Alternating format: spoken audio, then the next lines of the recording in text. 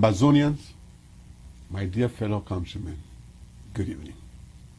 On behalf of my family and the interim government of Ambazonia, I would like to wish you all a happy and prosperous 2018. We are grateful to God for giving us the opportunity to see yet another year. We thank Him for all good things we have experienced, and even the sad ones too. For He says in His book that all things work together for good for those who love Him. God is our anchor in all situations and at all times. He is our anchor in the past, in the present, and in the future. And we are thankful to Him for this day. This is a special moment for me. It's a special moment because the advent of a new year is often a reflection moment. We look back to the past year and we look forward to the new one. As we reflect on 2017, in the context of our independence restoration struggle, it is important to address a number of key questions. How we got here in the first place, what the interim government is doing to actualize the independence of Ambazonia, what goals do we have, what goals have we achieved, what challenges do we face, and what is the way forward. We're looking forward to 2018. In this context, I would like to make use of the opportunity to address our ongoing direct action to fully actualize the independence of Ambazonia from the illegal occupation of La République du Cameroon. Post our independence restoration declaration, you called for the formation of an interim government to coerce and to channel our efforts aimed at running our government from our political headquarters in Buea. You now have one of the most dynamic and transparent interim governments and some of the most committed Ambazonians who will remain focused on delivering great results until we get to Buea. Your Restoration Council or Parliament is also being constituted as we speak, and its members will be announced to you very shortly. We are very mindful of your expectation that it has to be representative and manned by very dedicated, very committed and resourceful Ambazonians. The goal of this dedicated group of men and women, that of our ambassadors, the goal of our frontline leaders, that of our country leaders and all leaders for that matter, of our restoration train, is to lead all Ambazonians to total freedom to Buea. The key of making this journey quicker and shorter is unity. We must unite for the sake of the suffering masses of our people. Let's transform unity from the virtuality of social media platforms into the realities and the challenges that face us on a daily basis as we ascend our undulating but morally legitimate and politically charged journey towards the restoration of our statehood. Our people yearn for genuine unity in which we put our differences aside and focus on getting everybody to Buea. I mean the type of unity that we witnessed in the glorious days of the 22nd of September and the 1st of October 2017. The unity when our people rose as one. We held hands and declared shoulder to shoulder that we are no longer afraid of being free. I mean that unity that we demonstrated, each of us, by every one of us, from every little corner across our land, from the borders of Nwa to Akwaya and down to Bakassi, from the hilltop of Oku to the plains of Ndop, from the shorelines of Victoria to the mighty Mount Fako. Yes, that unity from the heartland of Manyu, where our people have shown tremendous resolve, and to the banks of the river Mungo, where even nature reminds us that we no longer belong together.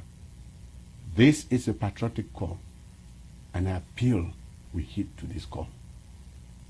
How did we get here, my brothers and sisters, fellow Ambazonians? In 1953, the British Southern Cameroonians, our representatives in the Eastern House of Assembly in Enugu, seeking self-autonomy, declared benevolent neutrality, and they walked out of that House of Assembly. This marked the birth of the fight for an independent Southern Cameroons, the land and the territory that God has blessed us with to live and to raise our children happily. Since then till date, we have never gained that unconditional independence.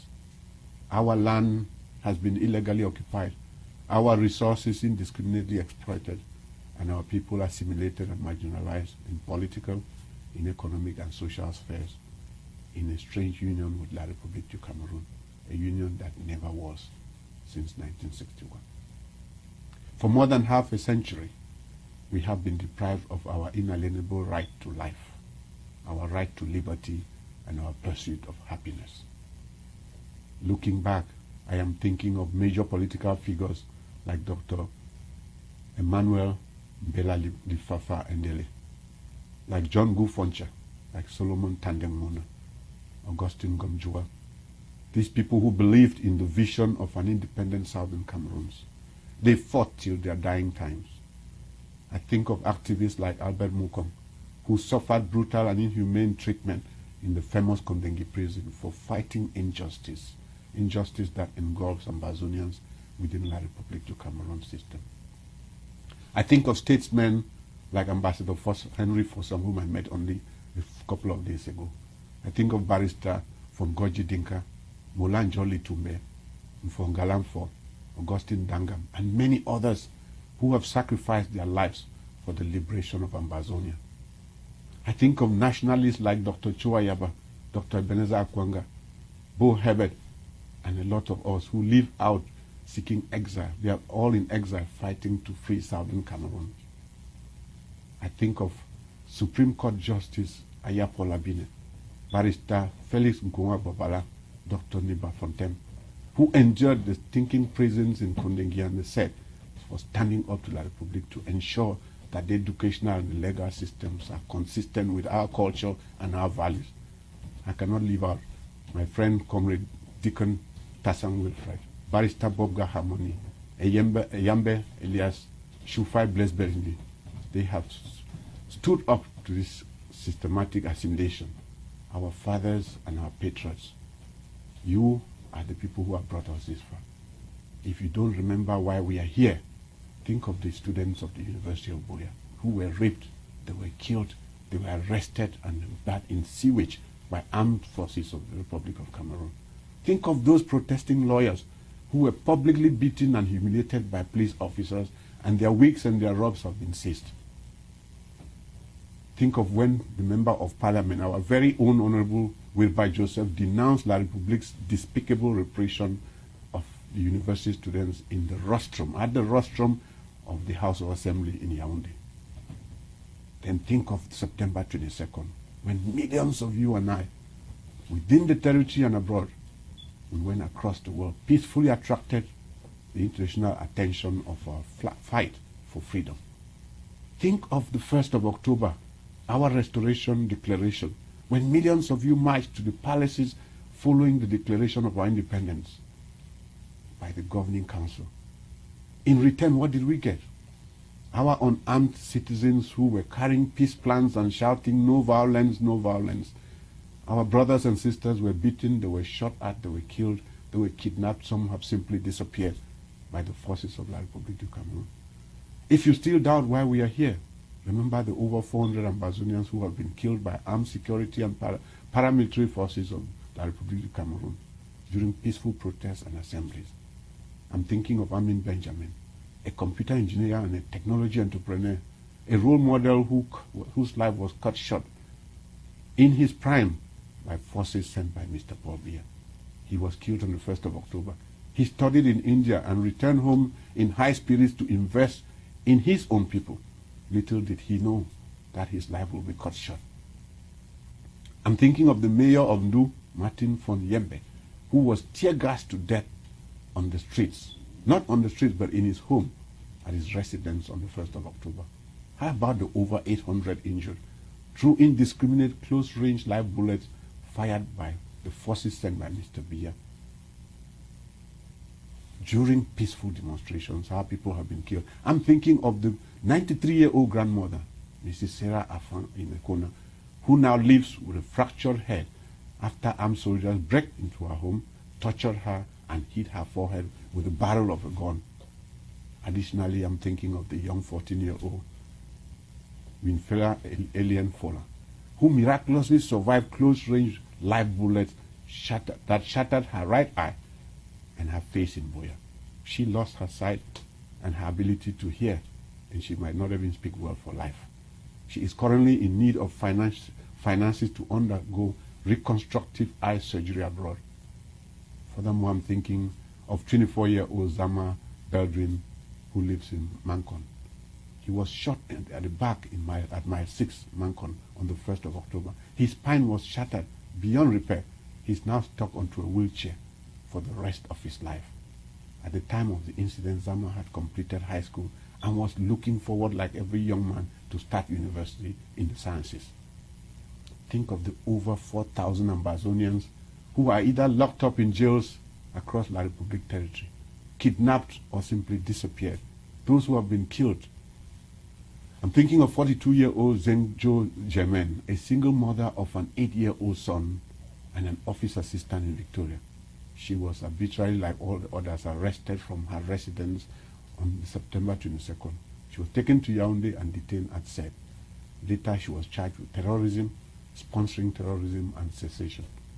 Like many others who have been arrested, she was transferred to the Judicial Police in Yaoundé, and currently she's languishing at the Kondengi Central Prison without any hearing or trial. Significantly, I'm thinking of activists, journalists, and teachers like our very own Mancho BBC, Penn Terence, Estella Martin, C. Conrad, and the rest of them. Many of them, too many for me to name, who are still languishing in filthy, infested prisons, suffering the abuse and brutality of policemen and warders who view them as second-class citizens and slaves in La République du Cameroon. I make this lengthy narration to remind you that we did not ask for the present situation. This situation was forced onto us. A joint request by both the lawyers and the teachers for a forum where some of their grievances could be discussed fell on deaf ears. Mr. Biya has been deaf and blind before. La République, instead of deciding to solve the problem, embarked on a campaign and a strategy of bribery and corruption in order to create division amongst us and the leaders. When that did not work, they resorted to intimidation, to brutality, and indiscriminate arrest. Today, as I have just stated, Yaoundé's prisons are overflowing with innocent people. Innocent people who have been denied justice, and their only crime is that they are Ambazonians. It is a similar situation in the prisons in Buea, where we learned only last week that close to 500 of our brothers and sisters detained there have been poisoned through the food offered to them. Bamenda, Bafoussam, and Douala prisons are no different. They are also full to capacity. They are full with countless others of our brothers and sisters that La République has put in prison, killed, and some of our brothers have been buried in mass graves, graves still unknown. We're talking about over 40,000 refugees in Nigeria. At this time, I would like to use this opportunity to extend our heartfelt gratitude to His Excellency President Muhammadu Buhari of the Federal Republic of Nigeria. I would like to thank the governors of the Cross River State, Akwa Ibom State, Benue State, and Taraba. Of course, I want to thank the good people of Nigeria who have opened their doors to host all our people. May God bless them, and may God bless Nigeria richly. To the family members of the dead, those are brothers injured, missing, and simply kidnapped, we want to say our thoughts and our prayers are with you and your families. We also want to convey the grief and the sadness and the anger that we feel. My brothers and sisters, fellow Ambazonians, let me be clear. Let me be clear why direct action is our only way forward now. In any fight for freedom, there are four broad phases: collection of the facts to determine the justness of the cause, self-purification, and direct action. We have gone through all of these steps in La République du Cameroon. It is an established fact that we have been assimilated and marginalized in our educational, in our legal system, in our culture, and our shared values. And this has been done since 1961 by the government of La République du Cameroon. Reputable organizations, including the International Crisis Group and Amnesty International, have testified to this. They've confirmed these facts. Our Catholic and Protestant churches in Ambazonia territory, with over 80% fellowship across the nation, have documented these injustices and have offered practical recommendations to Mr. Biya and his government. The government of the United States of America, the United Kingdom, and France have condemned significant violations of the rights of Ambazonians by Mr. Biya's forces. They've urged both parties to resort to dialogue. The African Union and the United Nations, the Commonwealth of Nations, they have all noted the same. On the basis of these conditions, the Ambazonian leadership sought to negotiate with La Republique for a peaceful separation and a peaceful neighborly coexistence. As a first step, we took and pledged to call off a sit-in strike from schools throughout the territory on the 8th of January 2018. Yet, over 1 year since we started ghost towns and civil disobedience and peaceful protests, Mr. Biya has deliberately refused to even recognize our quest for autonomy, to acknowledge the problem, and he has failed morally to sympathize with the families of the innocent Ambazonians that his people have killed, they have injured, and those who are simply missing in action. Mr. Biya rather labeled us secessionists and got his spokesperson to call us terrorists and promised to shoot and kill all of us. To exacerbate this crisis, Mr. Biya declared war on over 8 million of our people on November 30th on our territory. My brothers and sisters, my fellow Ambazonians, it is now clear to all of us and to the international community that Mr. Biya and his country, La Republique du Cameroon and Ambazonia, are two separate people with defined internationally recognized territories. We have different justice systems, educational systems, and our social norms are totally different. These are hard and facts, and why we have an irreversible path to complete independence. Should Mr. Biya consistently refuse to engage in good faith negotiations, any separation through military confrontation will only end up in the kind of tense neighborliness that exists between Israel and Palestine. By waging war on us, Mr. Biya thought it was going to be easy, and he was going to break our backs and end our resolve and our fortitude to pursue our inalienable right to freedom and self-determination. Our youths have demonstrated the highest level of resilience and courage in the face of barbarism, in the face of an immeasurable level of adversity.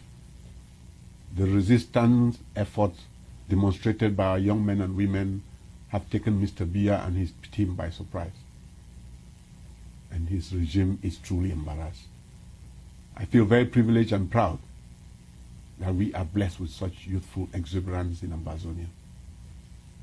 We have youths that would choose rather to die than live another day with a corrupt and oppressive regime like that of Mr. Biya. While we condemn violence, especially by Mr. Biya's team, this interim government stands with our youths and supports them of their right to self-defense. This is a universal human right protected under the charters of the United Nations. The forces of occupation in our territory, especially those deployed in Mamfe and the rest of Manu, are suddenly realizing that no matter how equipped and how trained an army can be, it cannot break the will of a people who have been incessantly deprived of human dignity and freedom for 56 years. Because of the bravery of our young men and women in resisting the foreign occupation of Mr. Biya, we are now hearing that mothers of soldiers sent to fight in Mamfe by La Republique du Cameroon are crying out loud. They are asking their children to defect from La Republique's army and not have to die fighting a senseless war against a peaceful people of Ambazonia. The other day we read Le Messager newspaper actually reporting that almost 700 armies of La Republique du Cameroon deployed to fight in this senseless war in Mamfe have defected from the army. They don't want to die fighting a meaningless war. If Francophones are defecting and refusing to fight, how much more do we expect of our own Ambazonian brothers and sisters who are still serving in that army? We would want you to go to war Who would want you to go to war against your own brothers and sisters? My appeal to you is to come back home. Join us and let's fight a more worthy and dignified cause. Now, what is the vision of the interim government? Now, let me talk to you about our vision, direct action to independence. Our goal is to achieve recognition of Ambazonia as an independent, a democratic, sovereign state in the international community of nations. The interim government is working concurrently on 8 basic steps to restore full independence of Ambazonia. Number 1, we are a demonstrated cultural group. It is well established that Ambazonia is a unique cultural group, unique in education, legal, political. Running from the northern part to the southern region with 14 counties, Bakassi, Boyo, Bui, Donga Mantu, Fako, Kupe Maninguba, Lebialem, Manyu, Meme, Menchum, Mezam, Momo, Ndian, and Woketunja. Secondly, a history of institutional assimilation, annihilation, and marginalization by La Republique. There is no denying that Ambazonian. We have witnessed this marginalization since 1961. We are reminded of the actions of those before us, like the late Dr. John Gufunche, Prime Minister of West Cameroon and Vice President of the Republic of Cameroon, from October 1st, 1961 to May 1865. Dr. Ngufoncha led a delegation of Southern Cameroon National Council, the SCNC, to the United Nations. He led that delegation in 1994 to request that the United Nations support our movement for greater autonomy in Cameroon's 2 English regions under the despotic regime of Mr. Paul Biya. Prior to that, he had resigned from the Cameroon People's Democratic Movement in 1960. He did that because of the institutional assimilation and marginalization of our people. The interim government continues to work with the living fathers of Ambazonia to demonstrate this need at all international levels. We are going to demonstrate that we are a people. Thirdly, the independent representative system of government. At the 4th conclave of our governing council in Nigeria, conclave resolution established the interim government of Ambazonia, as has been requested by many. We established strategic departments, and your humble servant, myself, Sisiku Ayuk Tabe, I assumed the position of the first president. As required, I have formed a cabinet, and each secretary of department is working tirelessly and hard to develop and produce guidelines and map out strategies on how to operate and manage sectors under the department. It is on this basis that our territory is named the Federal Republic of Ambazonia. Although in the UN records, in the governments, it is recognized as the British Southern Cameroons. Fourthly, economic means and stability.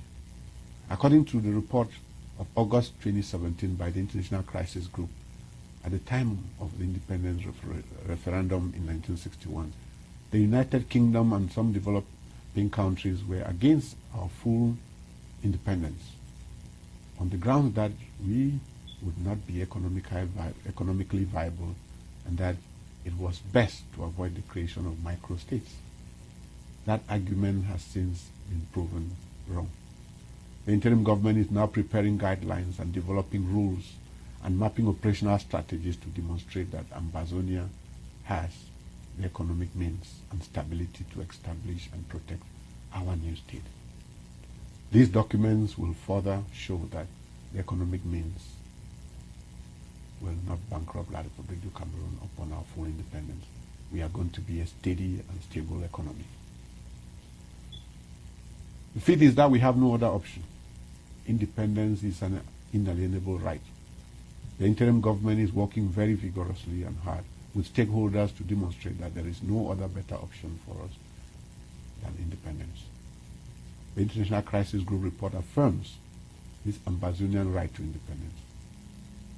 Although France and the United Kingdom treated Cameroon as a colony, it was legally, in fact, an administered territory. Article 22 of the League of Nations Covenant of the 28th of January 1990 states that the international mandate statutes applied to colonies and territories, that as a consequence of the war, that mandate had ceased to be under the sovereignty of the states which formerly governed them, and that are inhabited by peoples not yet able to stand by themselves. The regime of trusteeship introduced in 1945 by the newly created United Nations granted more rights to former colonies and territories and was consistent with the United Nations wish to gradually end colonization. The seed point is our cultural groups. Our social groups are made of traditional rulers and the various cultural groups at home and in the diaspora. The interim government is working to engage them to document wide support for Ambazonia. This is often demonstrated through a referendum, just like our ancestors and parents voted in the referendum in 1961 to join La Republique. We are ready to go to a referendum now because we know over 95% of us will vote to have our own nation. The seventh is support from nations and international community. This has been the major diplomatic offensive of the former governing council and continues to be the major task of the interim government. A comfortable support is said to be established when a government officially recognizes Ambazonia as a state and offers to host an embassy of Ambazonia. And on behalf of the people of Ambazonia, I would like to thank our German Prime Minister Anne Gekreich, member of the Parliament of the Free Voters Party in Germany, who has taken our case to the European Parliament. It is being discussed there, and we are hopeful that the people of Europe, the European Parliament, will call Mr. Biya to order. After Ambazonia is recognized by national governments that host our embassies and our referendum is endorsed by the African Union and the United Nations, then we will have achieved recognition of Ambazonia as an independent, democratic, sovereign state in the international community of nations. This vision underpins all our conversations and our direct actions. We are confident that we are going to make this year the year for recognition and homecoming. Fellow Ambazonians, looking forward, my priority will remain the economy. Our economy will be our lifeline. Without a strong economic base, our social models and welfare will be at risk. Last week, during a high-level meeting with our international partners and friendly nations, I was asked why I think we are ready for the restoration of our independence now. And they asked me, what is the assurance that we could not possibly turn out to be another failed and violent state? I looked into the resilience in the eyes of our people, and I found the answers. Oh yes, I found the answers. We are ready for our independence because of the following three reasons. We are ready for our independence because of our human capital, because of our natural resources, and our political maturity. I understand amongst us, some of us would quickly say we are a people. We are not a people. We have a territory. We have our own government. But the obvious question that will come to mind will be, how sustainable will these people, will this government be? Let me assure you that our nation will be sustainable. It will be peaceful and it will be prosperous. The people of Southern Cameroon have one of the most educated population anywhere in the world. And I can state without fear that we can easily find a person with a college or high school education in almost every family, in every home in Southern Cameroon, in Ambazonia. The opportunities presented by our abundant natural resources are endless, from our fertile agricultural lands, timber, cocoa, coffee, tea, heavy gold, iron ore, bauxite, diamond, and of course oil. And the gas deposits, we have it all, and a hard-working people. We will be the bread basket, the food basket of our sub-region. I understand the uneasiness and the uncertainty of our brothers and sisters who are currently employed and working with the government of La Republique du Cameroon and the private institutions in Southern Cameroon. Yes, I have been in your shoes, and I feel the uncertainty in you. The questions that elude all of us in our dying need for this independence is how prepared we are for it. If this independence is granted to us tomorrow, then what next? We are going to call for our electricity. How are we going to call for electricity, telephone, water supply, pharmaceuticals, gasoline, shipping, road infrastructure, airports and hospitals that will uphold the basic necessity and standard of living of our people? I can tell you, be rest assured that the interim government is in extensive and advanced negotiations with major companies and stakeholders across the world, in the United States of America, in China, the United Kingdom, France, Nigeria, South Africa, Germany, South Korea, to name but these. And they are ready to step in and offer their products and services to the people of Southern Cameroon.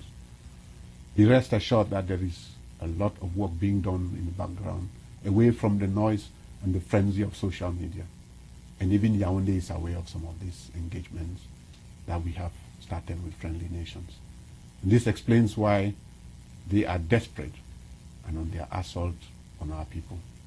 Our priority will be to open up paved farm to market roads to facilitate our farm produce to reach the markets, particularly in Nigeria. Our priority will be to strengthen and develop our budding IT sector and make Silicon Mountain a major IT hub in the sub-region. And we will expand our service industry through small and medium-sized business creation to encourage and support our entrepreneurial youths. That brings me to one of the most talked about questions, the question of school resumption. Permit me to shift attention to a lingering school resumption question. Many people are asking whether schools will resume on January the 8th, as we had previously announced. You will recall that in that announcement, we listed conditions under which schools will resume. The conditions included La République du Cameroon's army withdrawing completely from our streets. They included the unconditional release of Mancho BBC and thousands of our other brothers and sisters detained in the prisons across La République du Cameroon. Sadly, as you are aware already, none of these conditions, if any, has been met as I speak. On the contrary, hundreds of our people continue to be massacred daily. We have more detainees in prisons today than we had before. The number is growing. The situation is worse than when we started. If we factor what is happening in Manyu into the picture, it gets even gloomier. In Manyu in particular, schools cannot reopen because every child, as I speak to you, most of the children are in refugee camps, forced from their homes by occupation forces, forced from their homes by Mr. Biya. Teachers are also in in refugee camps. How can schools start in Manyu? How can schools start anywhere for that matter? Many of the schools in Manyu and elsewhere in our territory have been burned down by soldiers or gendarmes of La République du Cameroon. As we recently saw them burning homes in Kimbung or the market in Manfei. A good example is that of the government bilingual high school in Menji in Lebialem. These forces have consistently destroyed. They are destroying our system. Faced with this stark reality and handicap, we are asking ourselves, how can we say children should go back to school when most of the schools no longer exist? How can we say children should go back to school when they will be burnt alive in their sleep by La République du Cameroon's terrorist forces that have been sent to intimidate our people, just like they did to Presbyterian School, PSS Bafu? How can we say children should go back to school when they will be raped? Our daughters will be raped and children will be robbed daily by those same forces that Mr. Biya sent to our town. How can we say our children should go back to school with such high level of insecurity on our streets, which are flooded with gendarmes and the military and the police? They are ready to shoot and kill our people just because they are Ambazonians. How can we say children should go back to school when our streets are flooded with spying secret agents who are ready to kidnap our children with no remorse, then turn around and ask for ransom? How can we ask our children to go back to school when Manfei and the rest of Manyu cannot go back to school? We know that that will be a manifestation of poor judgment. It will be a manifestation of recklessness and above all, a show of lack of solidarity with our brothers and sisters. It would be an abuse of compassion, which is something we pride ourselves in. Therefore, I would like to seize this opportunity to reiterate the conditions under which our schools will resume. School resumption will be given a green light by the interim government. Immediately these conditions are fulfilled. The conditions remain the same. A total withdrawal of the troops from our streets, from our towns, from our markets, from our farms. If that withdrawal is done, the unconditional release of Mancho BBC and all other brothers and sisters currently languishing, illegally detained in different detention centers across Mr. Biya's country, and some even in our own country. When these conditions are met, and the return of all refugees to the safety of their homes, and the commencement of compensation procedures to the physical and material damage inflicted on them and all other victims across Ambazonia. When these conditions are met, then the interim government is going to approve school resumption. Failure to do so, we are obliged, we are compelled to ask parents to keep their children at home for their own safety. It is a part of the numerous sacrifices that we are making, and we will pay for our freedom. But our freedom is gone. Our freedom is tangled. The good thing is that when schools will resume, and when all is said and done, those children will have a better quality education. They will have a future that is better than anything they have got so far. On the issue of the parliament, in the past 1 year, we have been appealing to our Southern Cameroon's parliamentarians and senators to draw inspiration from what happened in 1953 at the Enugu House of Assembly. We're asking them to leave the Parliament of La République du Cameroon and return to Buea and join this struggle. It is their struggle. It is our struggle. So far, Honorable Joseph Wilbur has stood out and remains away from Yaoundé. Now the term of office of most of these people is over. Unfortunately, we know there will be no elections organized in our territory anymore by Mr. Biya or anybody like him. Our invitation, therefore, is that our representatives should turn and come home. Do some soul searching and join this revolution, because time waits for no one. We've gotten to a stage where you can no longer remain on the sidelines. Our parliamentarians and our senators, we owe you a sense of gratitude, but you have to come home and join the struggle. This is a struggle for which we cannot retreat. The blood of our brothers cries out. At the fourth conclave we chose Mancho BBC, he was declared the face of our revolution for the restoration of our statehood. We remember him and we thank him immensely for his patriotism, for his leadership, for his sincerity and his fearlessness in the face of this adversity, even in captivity. I know many of you have been worried today or yesterday after hearing that his health. We have been reassured that his health is steady and he is going to recover. We know God would see him through. God would see all of us through. All those in detention, Comrade Penn Terence, Asa Patrick Dango, Abang Maxwell, you name them, all of the brothers and sisters in prison who remain in captivity. Our hearts go out with you, and we know someday and very soon you'll all join us in our freedom train.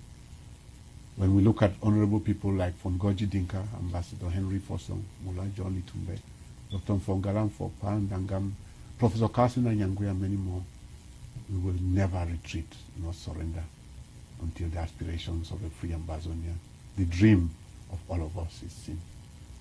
Our leaders have come, those who have done this before, they have gone before us. John Gufoncha, E.M.L. Ndele, Augustine Gomjua, S.T. Muna, Chief Ayamba, Albert Mukong, Dr. Bernard Fallon, and many more. We have never come this far from freeing our country. We cannot go back without freeing this nation. We have never seen the collective resolve of our people this strong for a free Ambazonia. Never before. have we come this close. Nobody ever imagined that we as a people across all ages, across groups, teachers and lawyers, taxi drivers and Okada riders, professionals and Bayam Selam, farmers and all our people serving in the Republic security forces, traders and the unemployed and the youth, nurses and doctors. We have never come this close before. We will come together. We have come together, and this resolve will not change. Let us continue to withstand all forms of brutality and remain resilient till we have our own country back. A country with responsible and accountable public service, strong institutions, not strong people. A country where we have respect for democratic institutions and human rights values. A country where people and not power is in charge. This will always remain the pillar of our country and our communities. Let us thank God for taking us this far. And let us equally thank him in advance for the many victories he has assured us. Permit me to end this address with a couple of quotes. Nobody in history has ever gotten their freedom by appealing to the moral sense of the people who were oppressing them. That's by Afeni Shako. Frantz Fanon says, freedom fought for is better than freedom compromised. And of course, our very own Mahatma Gandhi, who said, first they would ignore you, next they would laugh at you, then they will fight you, but ultimately you will win. As we can see, La Republique has fought us, they've ignored us, they've laughed at us. Now they are fighting us, and ultimately we will win. So my fellow brothers and sisters, on that note, I want to wish a short life to the struggle. Long live the Federal Republic of Ambazonia, and God bless you all. Happy New Year, happy 2018. The year of our recognition and homecoming. God bless you.